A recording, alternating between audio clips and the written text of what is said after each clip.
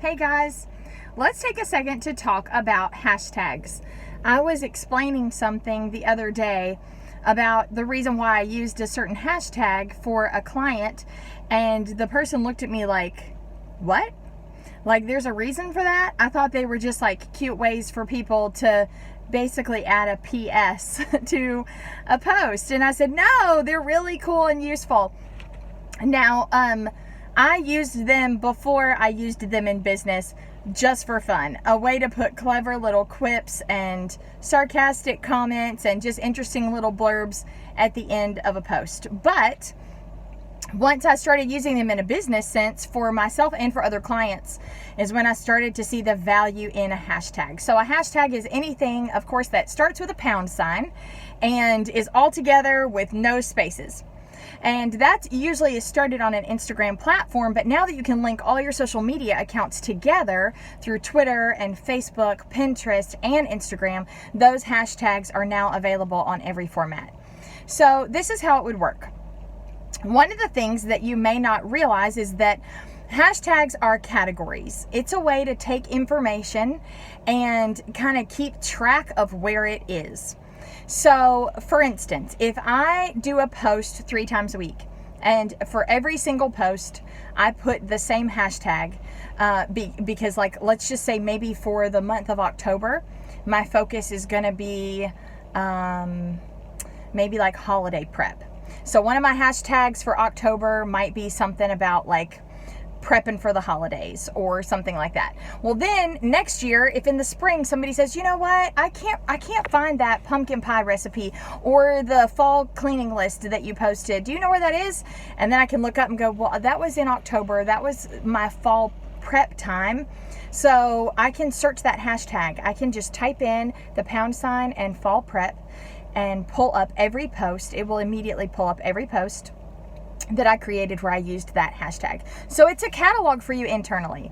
But the really cool part is if you go to the front page of Instagram, not your feed, but the page where you can search for things, there is at the top on the bar, I'm trying to remember what it looks like, there's top posts and then people and things like that. So this is another way that the categories help benefit you as a small business. So if my small business is social media and marketing, and I do a hashtag of marketing, branding, advertising, social media, and then maybe use my zip code in there, or I put Riverview, Florida or something like that.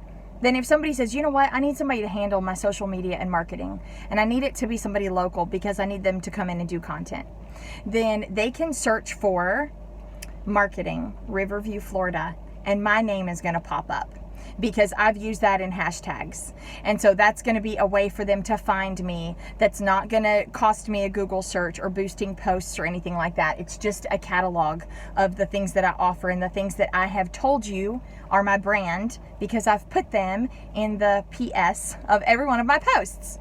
So, couple other nuances. You can use up to 30 hashtags per post, and those really are more helpful if you put some of them in the comments or if you drop down a little bit. That's just an analytic thing, but it is true that they are more effective that way. You don't have to use all 30, and they also don't all have to be creative and unique. It's actually better if you use maybe 75% of those as hashtags that already exist, because it puts you in those categories. So if you are a salon, then putting beauty, hair color, texturizing, like whatever you're, Aveda. If you're an Aveda salon, you're going to hashtag Aveda on everything, and you need to be in that market. They need to know who you are. But then you might want to do some that are just your personal things. So maybe something that has your brand name in it, or maybe something that's just specific that you've created in your niche.